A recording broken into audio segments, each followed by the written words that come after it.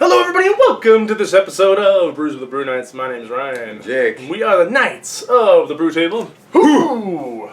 On this episode of Brews with the Brew Knights, we're going to be trying Woodchuck's Private Reserve Pumpkin Cider. It's 6.9% alcohol by value. Woo!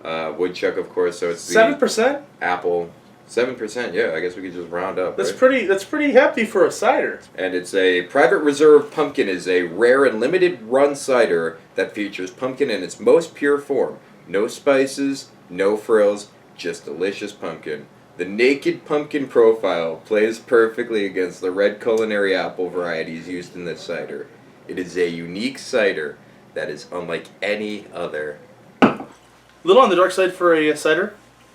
I mean, color-wise. Looks pretty appropriate. It smells like kind of like if you mix together apple juice and a Red Bull.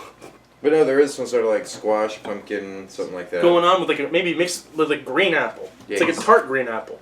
Is the pumpkin really hitting you? It's kind of well hidden there in this. I'm not getting any pumpkin at all. Toss this bottom up, right? Cheers, brunette. Like I hate this. It's gonna sound weird. I almost have an aftertaste of like lake water. No.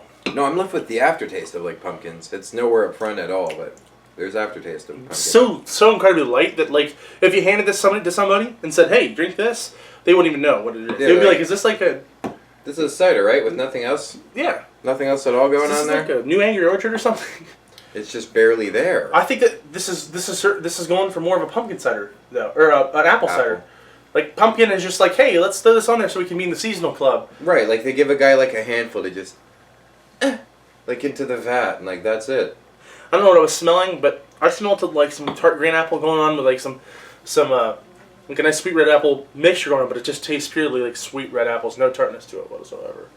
But enjoyable as far as ciders go. Yeah. Kind of a letdown. Looking for like a pumpkin apple cider, which was kind of cool, a cool concept. It did sound really neat.